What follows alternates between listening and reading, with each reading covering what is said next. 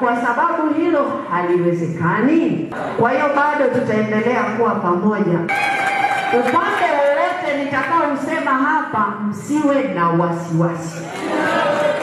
Kwa kusema hivyo, ndugu zangu wana Mbeya mjini, na kwa kufahamu kazi tuliyoifanya pamoja, na kwa kufahamu kwamba mimi bado nitakuwa mzazi wa watoto wawili, sina budi kuelekea kwa mtoto anayehitaji zaidi.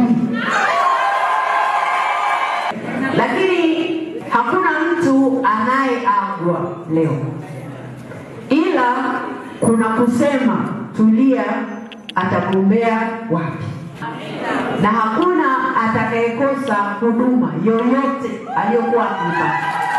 Wana jimbo la Mbeya mjini, nimeona hapa mioyo imeinama, lakini isiiname kwa sababu bado nipo.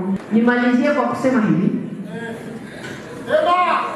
wana Mbeya mjini na wana Uyole pia, kwa sababu wako watu watakuja kuonesha nia, hata kama watasikia kwamba mimi naelekea Uyole, wao watakuja kuonesha nia.